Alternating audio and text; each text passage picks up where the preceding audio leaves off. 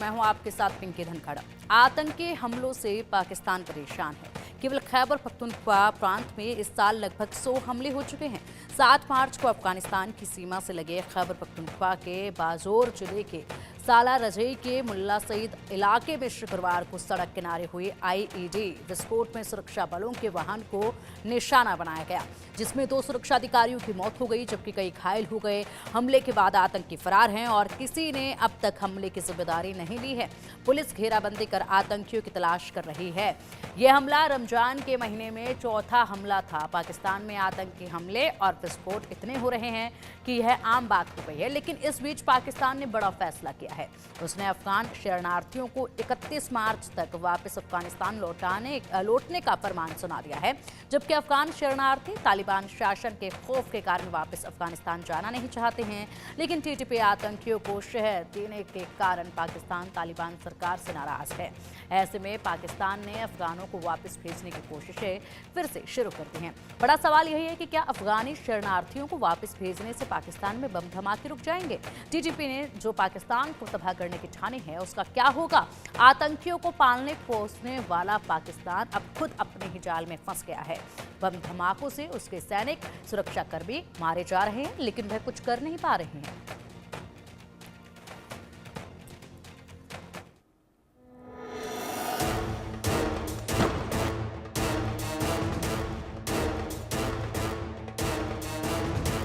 लगातार धमाकों से दहल रहा है पाकिस्तान।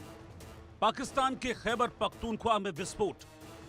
धमाकों के बीच पाकिस्तान का बड़ा फैसला। आए दिन होने वाले आतंकी हमलों और बम धमाकों से पाकिस्तान परेशान हो गया है। ताजा धमाका पाकिस्तान के खैबर पख्तूनख्वा प्रांत में हुआ है। इस विस्फोट में 2 सुरक्षा अधिकारी मारे गए और 2 लोग घायल हुए हैं। रमजान शुरू होने के बाद से ये चौथा आतंकी हमला है। अभी 3 दिन पहले खैबर प्रांत के बन्नू कैंट इलाके में 2 आत्मघाती बम धमाके हुए थे। इन धमाकों में 30 से ज्यादा लोग मारे गए थे, जबकि 25 लोग घायल हुए थे। पाकिस्तान के प्रधानमंत्री शहबाज शरीफ ने हमले की निंदा भी की, लेकिन जब फिर हमला हुआ तो पाकिस्तान को बड़ा फैसला लेना पड़ा। इस बीच सरकार ने सभी अवैध विदेशियों को उनके देश वापस भेजने की योजना का ऐलान किया है। इसके तहत एसीसी यानी अफगान नागरिकता कार्ड धारकों को 31 मार्च से पहले अपनी इच्छा से पाकिस्तान छोड़कर जाने को कहा गया है। मीडिया में कथित रूप से लीक हुए एक दस्तावेज में संकेत दिया गया है कि इस्लामाबाद और रावलपिंडी में रह रहे एसीसी धारकों को अफगानिस्तान वापस भेजा जाएगा। आतंकवाद के मुद्दे पर इस्लामाबाद और काबुल के बीच बिगड़ते संबंधों के मद्देनजर अफगानिस्तान के नागरिकों को देश छोड़ने के लिए कहा गया है। इसका 8 लाख से अधिक अफगान शरणार्थियों पर असर पड़ सकता है। कुछ के पास एसीसी होने से वो दस्तावेज वाले शरणार्थियों की लिस्ट में शामिल हैं, लेकिन सैकड़ों हजारों लोग बिना दस्तावेज के पाकिस्तान में शरण लिए हुए हैं।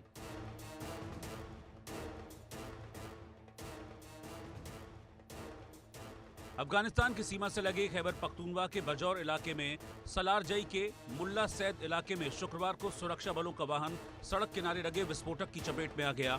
विस्फोटक के बाद घटनास्थल पर पहुंचे सुरक्षा बलों ने पूरे इलाके की घेराबंदी की और दोषियों को पकड़ने के लिए तलाशी अभियान चलाया। फिलहाल किसी भी आतंकी संगठन ने धमाके की जिम्मेदारी नहीं ली है, लेकिन पाकिस्तान का शक टीटीपी पर ही है।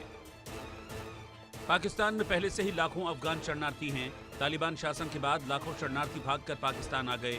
वो दोबारा तालिबान के शासन वाले अफगानिस्तान नहीं जाना चाहते, लेकिन पाकिस्तान के सामने शरणार्थियों को लेकर आर्थिक और सुरक्षा का मसला है। इधर तालिबान शासन के आतंकी संगठन टीटीपी को समर्थन देने से पाकिस्तान चिढ़ा हुआ है। दूसरी खास बात यह है कि पाकिस्तान में खुद तंगहाली है। ऐसे में वो अफगान शरणार्थियों का बोझ नहीं उठाना चाहता।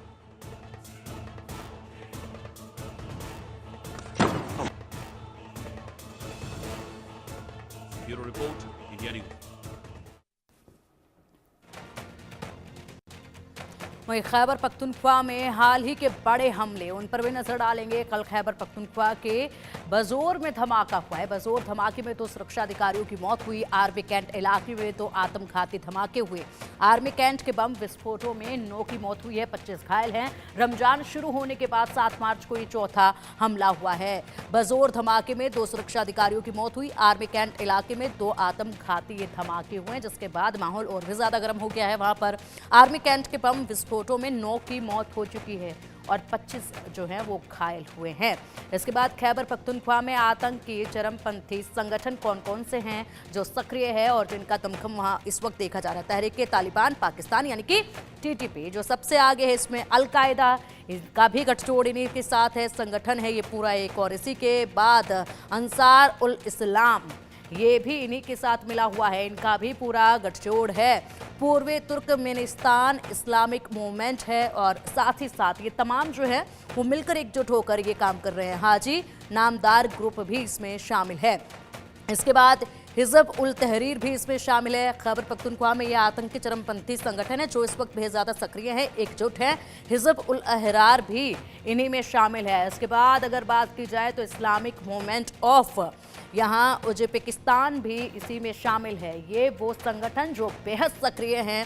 जमात उल अहरार भी इसी में शामिल है, लश्कर ए इस्लामी भी इसी में शामिल है। ये तमाम संगठन जो एकजुट इस वक्त है और ऐसे में इन सब का मकसद एक नजर आ रहा है। लश्कर ए झांगवी भी इसमें शामिल है। सोचिएगा जरा, जब इतने संगठन एकजुट हो जाते हैं और उसके बाद अटैक किया जाता है तो किस तरीके से पाकिस्तान इस पर काबू कर पाएगा। इसी के लिए खास मेहमान हमारे साथ हैं और हमारे मेहमानों के साथ इस विषय पर चर्चा करेंगे।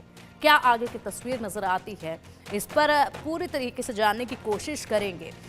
रिटायर्ड मेजर जनरल सुधाकर जी हमारे साथ है, डिफेंस एक्सपर्ट है। सर बहुत बहुत स्वागत है आपका इंडिया न्यूज़ पर। विदेशी